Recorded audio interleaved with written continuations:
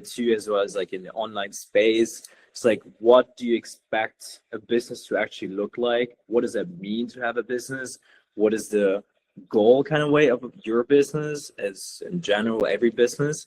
And is it like something you do for short term, long term? And how does it exactly look like from A to Z kind of way? And so we came down with a strategy, structure, and execution. So I call it like the three basic pillars of a founder success towards like a business. So the first thing is really much begin with vision. So what is your why? Like, and your why shouldn't be, okay, I want financial freedom, I want location freedom, I want to be my own boss. It's always part of it, but when you have like all these online entrepreneurs you see when they do closings, they're like, yeah, I want financial freedom, I'm doing this for this and that, I want to provide for my family maybe, but there's a deeper why of why you actually want to do that business and why you actually going to succeed in it.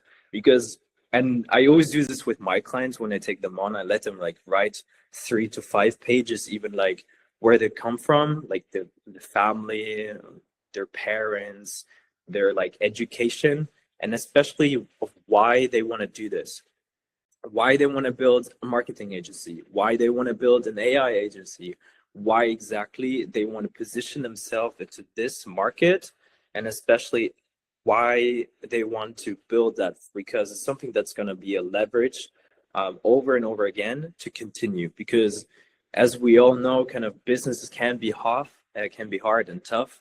So you need to understand why you're doing this. So begin with this vision of you. And then the next is like plan with strategy.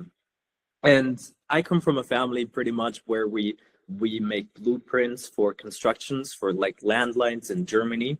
So we understood that you start with a blueprint, you start with like a strategy, and you start with a strategic foundation. Because when you build a house, the first thing you do is literally getting the blueprint of how to build a house and what foundation you're going to build it, and then you build the house. And then, as it says here, actions without strategic foundation is like building a house on sand. The first storm will expose the cracks. So foundation is like basically already you are a player in your certain market, or like you're a consumer in a certain market. So do you know your market? Do you know how you consume? Where you're at? Where do you live? Like it's completely different if you live in the US, you have like access to American system and access to American banks, access to American markets and the ecosystem here, as well as like when you're in Germany, you have a completely different culture, mindset on business. So you need to understand where you are and kind of go from there as well. And then where do you want to position yourself in the market? So what customer are you talking to? So ICPs, what's your positioning in the markets? What is your actually offer or service or product? So your kind of UCP. And I know all of this sounds very boring, but to be honest, this is like what is super important before you even start everything, because execution comes after this. And execution is something that really will day to day give you the output and the input. But in the end of the day, you need to follow a certain plan that you understand, okay, where do I go next? What do I do now? And is it the right strategic move now to go from A to B? And there we go from like milestones. So I always focus on cash flow, and reducing cost. So CAC, like how do you get your customer acquisition cost to keep it pretty low, as well as you're keeping your profit high, but not in the sense of like cashing out profit and saying, okay, I have a lot of profit now, I spend it on, I don't know, a Lambo or something, which all the young entrepreneurs see in their feed, a nice Lambo rented. It's more of like on the long-term vision, you need to reinvest that money over and over again.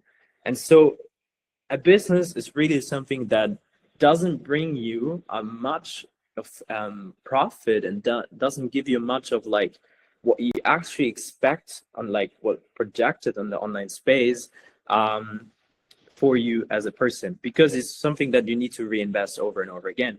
And for that, your plan, your strategic will show you exactly at what place, at what month, and in what year you'll be able to be gaining this amount of money, being able to build to this level. And that's why it's also important to draw a certain line. Like, where do you want to expand? Where do you build your long-term milestone target? And especially like break it down. So I usually do it with my clients with like 5 years. We have a strategic plan. We know exactly what kind of target we're hitting, and target is different from a strategy. So I'm gonna talk a bit more about that later. So really, each year, each month, each week, and each day, and that will be at the end of the day also look like in your execution. So you have a certain structure, you know where you position, you know your target, you know your ICP, you know who you're talking to, and exactly that everything is built on that. Where is your marketing and what platform is your marketing? Where do you find these people you're positioning towards? What kind of services?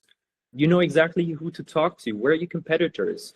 You know exactly what their pricing is. How do you position that? All of these kind of theoretical thing will then become your execution.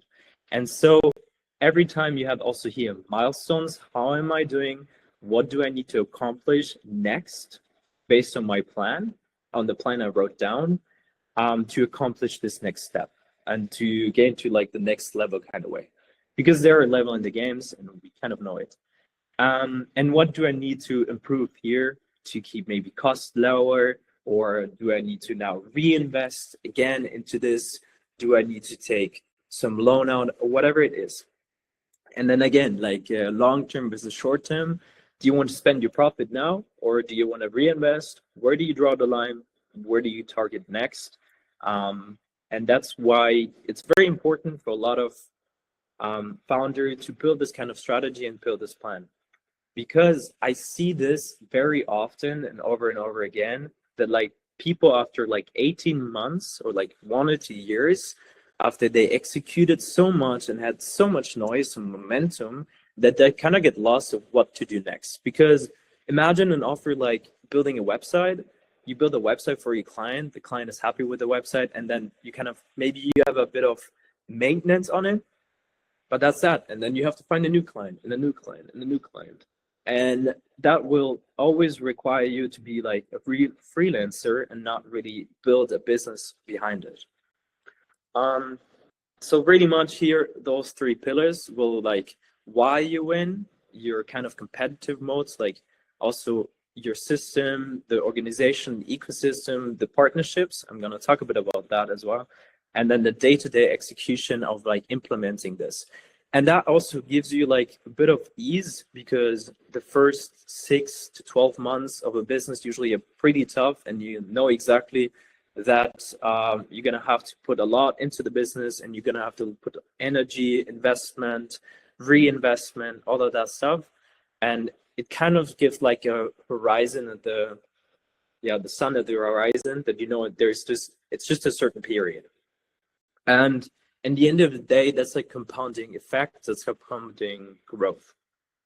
Yeah. So I want to say this, like Amazon, for example, Jeff Bezos had the very long-term vision, I guess. I would love to pick his brain one day. But he built he built Amazon without profit for 7 years, even though they already made billion, 1 billion, 2 billion. He always reinvested that money. Also, pretty sure also for tax reason, but in the end of the day, it helped him grow this business as it is today, become one of the richest men in the world, and now make like 1K every second. That's a bit on the other side. It's like where you target positioning, because you know exactly then who are you talking to, what's your competitors. Like Nike saying, okay, we're high performance distance runner originally, then we know exactly that is our core points. That's why we have this certain collaborations, this partnerships. And as for example, EasyJet, I wouldn't say the competitors is Emirates, the competitors is more like Ryanair, and know exactly what kind of ICP, what target people, and also the level of pricing you can expect. And here, as I said, target strategy before. If you say you want to build faster, you want to be everywhere. You want to hit 10K a month or hit 100K a month. That's just a target. So it's like kind of a dream, a wish, but it's not like how do you get there? And that's the strategy you need behind this. Like, what's your advantage in your certain positioning? What's the problem that actually compounds? Like when you have like, okay, website. Okay, how do I upsell a client that I had on a website? What can I do next to use that client again because he trusted me before with my services, and now what can I expand on these services? And where do you want to go in the next 10 years? And it's very important that you, from the beginning on, don't do everything, but focus on one thing and then expand step by step. And that's why strategy is more about saying 90% like no, and then saying 10% yes.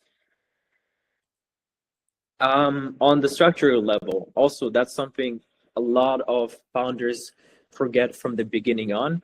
As I said, like, I come from the family that we built structure from first day on, and then the foundations, and then we built the house on top. We already look with my clients from the day one how we want to build the company in a like incorporational way, tax wise, where they are, where is their current clientele, where is their ICP, and then how do we target that? And do these customers like to make a contract with, for example, an LSC in the US rather, or an LTD in Ireland? Or is that okay to have something in Dubai? Or do we want to have it in Switzerland because it's local? It really depends on where it is. So also, is it centralized, decentralized, later on a hierarchy based on like you're the founder, but you need to give away high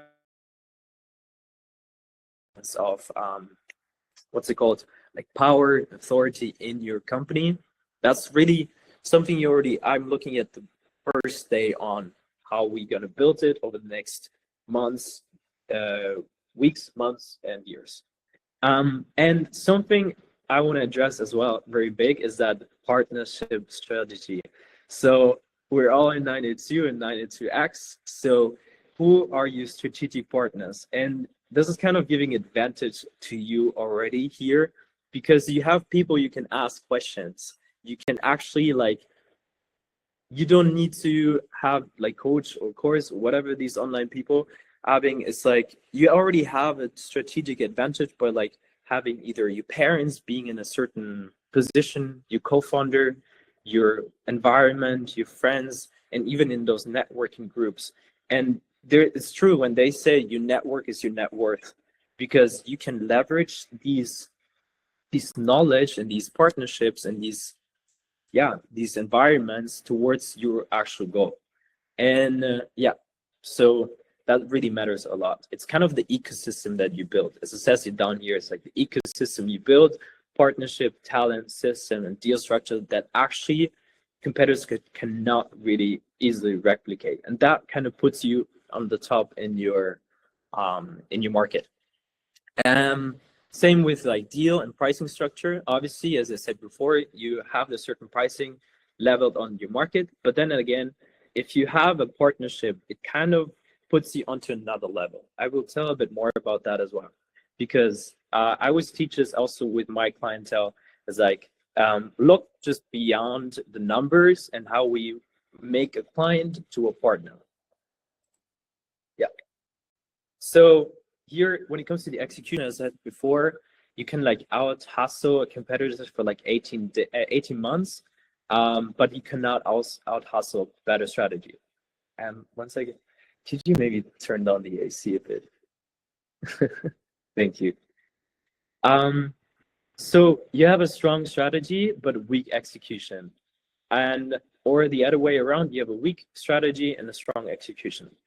You have the hustle trap where you have like, okay, you work a lot of noise. You say, oh yeah, I'm working 16 hours a day, but what do you actually doing those 16 hours a day?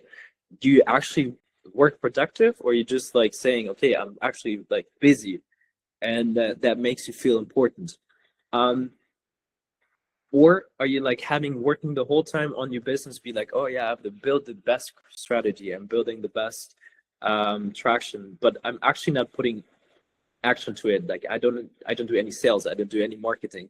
So it's like those two sides I've seen many times over. Overthinking each logo, overthinking each marketing strategy without actually execution on it, or on the other side, like busy being like making thousand reels but not understanding where to actually talk and what to say about there. Um, it really goes into nowhere and you don't talk to anyone. And those things thrown together is like that actually builds clarity and that actually compounds in the end of the day as well. And that will actually bring you the sales in the end of the day. And that's something I talked before to here is like your clients kind of become also your partners. And that's also I want to always focus on with my clientele is that they look at clients like partners. Because if you build a certain partnership that succeeds on a win-win situation, it's like your client wins, you win. You win, your client wins. So you build a certain, that's why rev share, for example, comes pretty good into place, or product integration, depending on your business model. And it's something that it's really hard to break. Like a retainer can break away at some point, but if you play with like your clients as it would be like a party that actually relies on depending value, it's like a checks and balance kind of way, then you have a more deeper structure with your clients becoming partners. You have loyal customer relationships, and then you have actually something that lasts with your clients. And yeah, so we talked a lot. I'm gonna talk not much more, but I'm gonna address this as well. It's like we talked a lot about now in the business and how the business should kind of be structured and execute.